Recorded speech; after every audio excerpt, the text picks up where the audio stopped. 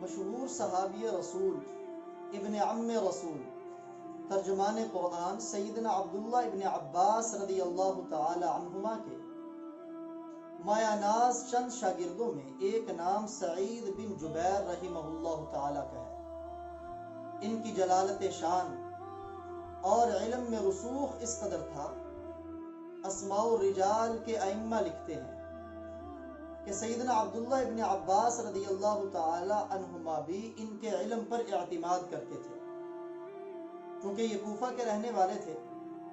جب بھی کوفہ سے حج کے لیے لوگ آتے اور ابن عباس رضی اللہ تعالی عنہما سے مسئلہ دریافت کرتے تو ابن عباس فرماتے، کیا تمہارے اندر سعید بن جبیر موجود نہیں کہ تم مجھ سے مسئلہ پوچھ رہے ہو؟ یہ سعید بن جبیر رحمہ اللہ تعالی ان کا قول لے کے آئے ہیں امام قرطبی تفسیر قرطبی میں سورہ زمر کی آیت نمبر 46 کی تفسیر کے تحت کہ سعید بن جبیر رحمہ اللہ تعالی فرمایا کرتے تھے،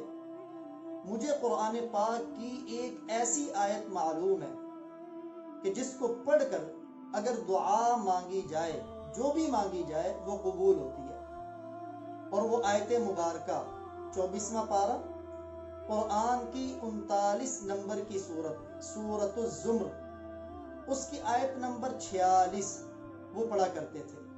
اللہم فاطر السماوات والارض عالم الغیب والشہادہ انت تحکم بین عبادک فیما کانوا فیہ یختلفون، جس کا ترجمہ یہ ہے، اے اللہ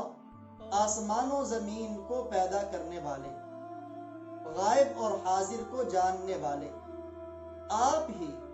ان کے درمیان فیصلہ کریں گے ان چیزوں میں جن میں وہ لوگ اختلاف کرتے رہے۔